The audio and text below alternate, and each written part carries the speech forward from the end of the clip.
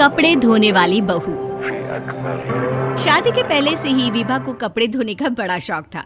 कभी नल के नीचे तो कभी तालाब के पास। अरे मेरी नीली वाली लुंगी नहीं दिख रही है। विभा की अम्मा, कहाँ रखी है लुंगी? अरे वो तो विभा ने परसों ही धोकर रखी थी आपकी अलमारी में, देखो वहीं होगी। वो ना मैंने आज धो दी, मुझे लगा कि गंदी हो गई होगी। अरे कैसे गंदी हो गई थी? उसे तो मैंने पहना भी नहीं। हे भगवान, इस लड़की के कपड़े धोने की आदत से परेशान हो गया हूँ मैं। जितना तो घर में राशन नहीं आता, उससे कहीं ज्यादा डिटर्जेंट पाउडर का खर्चा है। इसकी शादी करवा दो, शादी जाए अपने घर में ही करे काम, फिर चाहे घर के कपड़े धोने हो या पूरे गांव के। हाँ ठीक बोल रही हो, देखता हूँ मैं कोई लड़का। वो दिन भी आ जाता है जब विभा को देखने लड़के वाले आ जाते हैं। लड़की मुझे अच्छी लगी। होने वाली सास कहती है, बेटी अगर कुछ पूछना है तो पूछ लो। वैसे तो हमारी लड़की बहुत ही शर्मीली है, जो बोल दो वो मान लेती है, इसे क्या पूछना होगा। अरे कैसी बात कर रही हो माँ, मुझे इन लोगों के घर रहना है, सवाल तो कई है। हाँ हाँ बेटा, पूछ लो ना, क्या पूछना है। आप लोगों के घर कपड़े कौन धोता है? सास का मुंह बन जाता है।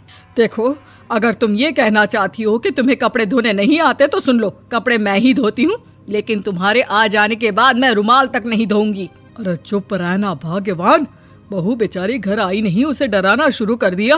वो क्या है ना बिटिया, अभी तक तो ये कल्लू की माँ ही धोती थी, लेकिन अब तुम्हारे पापा तो दहेज में वॉशिंग मशीन देंगे ही। तभी विभा की माँ बोल पड़ती है, सवाल भी पूछा तो क्या। वैसे भाई साहब, मशीन की तो फिर भी कपड़े धोने की कैपेसिटी होती है। मतलब जो बिटिया दे रहे हैं ना विभा, इसे कपड़े धोने का बहुत शौक है। ये आप लोगों के क्या, आस पड़ोस गांव मोहल्ले सबके कपड़े धो दे और उफ तक ना करे।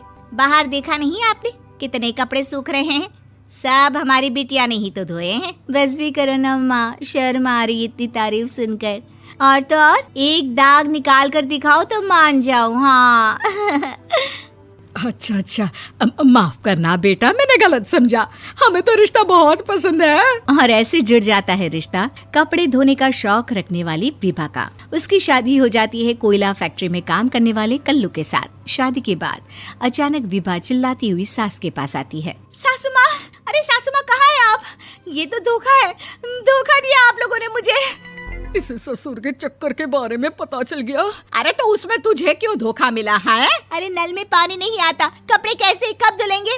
अच्छा, तू पानी नहीं आ रहा उसकी बात कर रही है। तो आपने क्या सोचा? कुछ नहीं। अच्छा, तेरी माँ ने कहा था कि कपड़े धोने का शौक है तुझे, याद आया मुझे। शौक बोलकर कपड़े धोने वाले मेरे जुनून को कम ना आके सासू माँ, कपड़ा धोना मेरा गुरूर है। तभी पति भी वहाँ आ जाता है। अभी मैंने इसे सनी देओल की फिल्म दिखाई है, उसी के डायलॉग मार रही है माँ। अच्छा सुन, साफ साफ बता रही हूँ, पानी सुबह 4 से 6 और शाम को 10 से 12 आता है, समझी? विभा टाइमिंग सुनकर हैरान हो जाती है। ये क्या भूतों का मोहल्ला है? सुबह 4 बजे उठकर कौन कपड़े धोता है? 4 बजे टंकी में पानी जाता है, फिर सारा दिन धोना ना, किसने मना किया?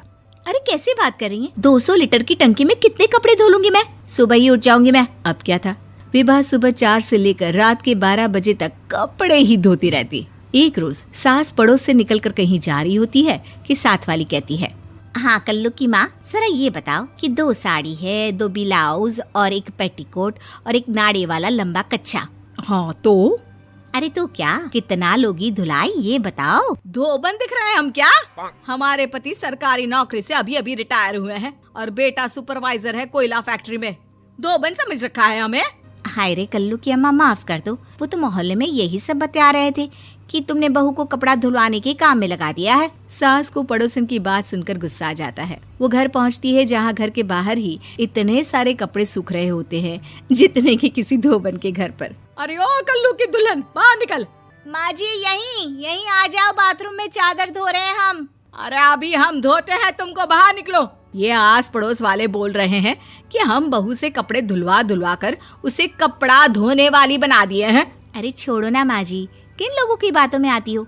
आस पास के लोगों का तो काम ही होता है कि वो किसी तरह सास बहू को लड़ा दे। बहू सारे घर के कपड़े धोती है, ये क्या कम है? बोलिए। सास को भी लग जाता है कि वो बहू का ये सनकीपन नहीं छुड़वा सकती, इससे अच्छा है कि खुद ही चुप हो जाए। एक रोज सास और बहू मंदिर जाते हैं, जहाँ सास की साड़ी वहाँ खड़ी भीख मांगने वाली से मिलती है। माँ जी क्या बात है, आपकी साड़ी उस भिखारन से कितनी मिल रही है ना? हाँ हाँ देखो तो दोनों की साड़ी मिल रही है। क्या बात है कल्लू की अम्मा, तुम खुद को तो अफसर की बीवी बताती हो और ऐसी सिंपल सी प्लेन साड़ी पहनकर घूमती हो। सिंपल और प्लेन नहीं है ये साड़ी। तो क्या सोने के धागे से फूल बने हैं? कुछ भी सासू माँ, कुछ भी। हाँ बने थे इस साड़ी में सोने के धागे से फूल। मेरे पति लेकर आए थे मद्रास से स्पेशली मेरे लिए 10,000 की। ताहे भाई साहब इस भिखारन के लिए भी सेम टू सेम साड़ी लेकर आए होंगे 10,000 की। सास उस वक्त तो कुछ नहीं कहती, लेकिन बहू के साथ घर आती है और अलमारी से एल्बम निकाल कर लाती है। ये साड़ी देख रही है, ये वही साड़ी है जिसे मैंने अभी पहना था। इस साड़ी में ये जो चमकदार फूल दिख रहे हैं ना, ये सोने के धागों से काढ़े गए हैं। लेकिन तू लोकल वॉशिंग मशीन ब्रश से घिस घिस कर सारे फूलों को निकाल कर साड़ी प्लेन कर दी। मुझे माफ कर दीजिए सासू माँ। और तो और, जब मैंने तुझे तेरी गलती के लिए कुछ नहीं कहा, लेकिन तूने तो सबके सामने मेरा मजाक ही बना दिया। क्यों? बहू को समझ में आ जाता है कि अब से उसका कपड़े धोना बंद।